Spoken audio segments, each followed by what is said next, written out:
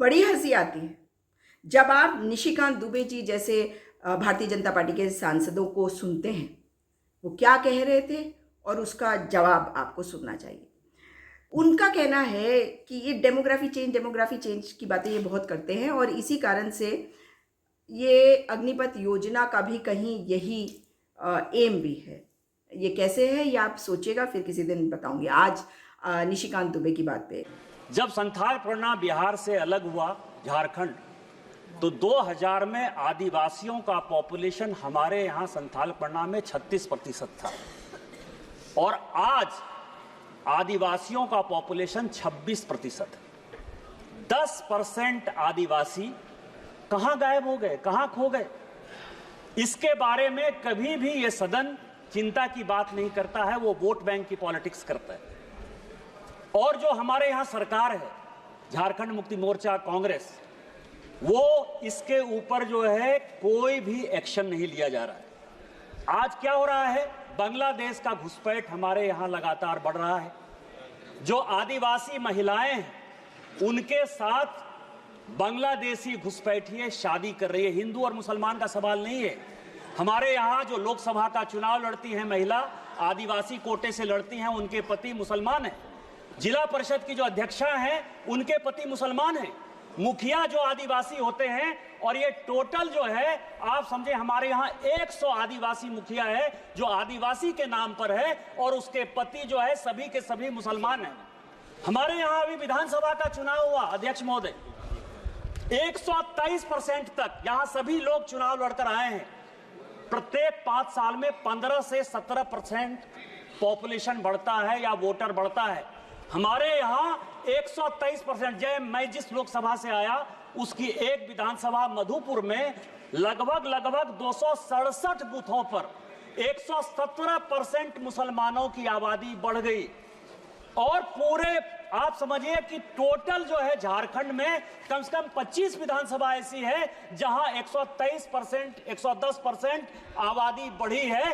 ये एक बड़ा चिंता का विषय है। दूसरा सर, हमारे यहां अभी पाकुड़ जिले में तारानगर, इलामी और डांगापाड़ा में दंगा हो गया। दंगा क्यों हो गया कि बंगाल से ममता बनर्जी की जो पुलिस है और वहां के लोग मालदा और मुर्शिदाबाद से आकर हमारे लोगों को भगा रहे हैं और हिंदुओं का गांव खाली हो रहा है।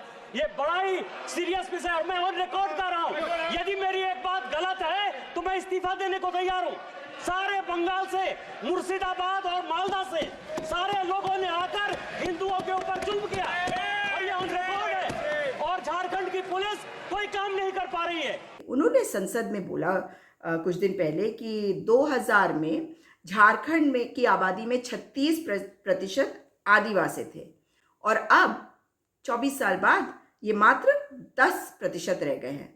फिर वो कह रहे हैं कि बांग्लादेश से मुसलमान घुसपैठ कर रहे हैं और आदिवासी महिलाओं से शादी कर रहे हैं। ये क्या कहते हैं कि 25 सीटों पर सिर्फ 5 साल में मुस्लिम आबादी करीब 123% बढ़ गई है। अगर गलत साबित हुआ तो इस्तीफा दे दूंगा। भाई कमाल आपका ये है कि झारखंड को बने 24 साल हो गए। 24 साल में से 17 साल भारतीय जनता पार्टी का शासन रहा। भारतीय जनता पार्टी का शासन 24 में से 17 साल झारखंड में रहा, तो बाकी बचे 7 साल।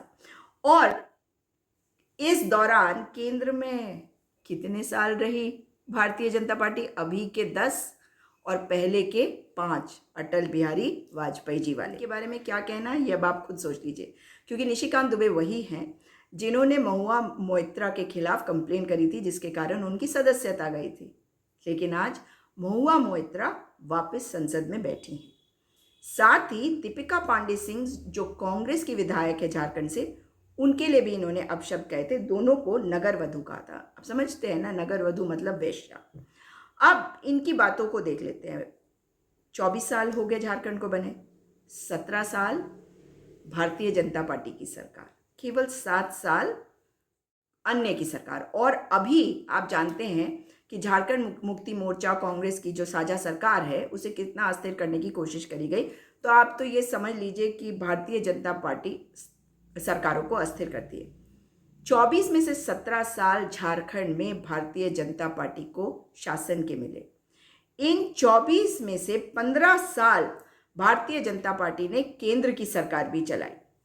तो अगर डेमोग्राफी चेंज हुई है तो कौन हुआ जिम्मेदार? कौन हुआ जिम्मेदार? ये कहते हैं कि अगर ऐसा हुआ तो ये इस्तीफा दे देंगे, लेकिन अगर आपकी सरकार के रहते हुआ तो आप इस्तीफा देंगे या नहीं?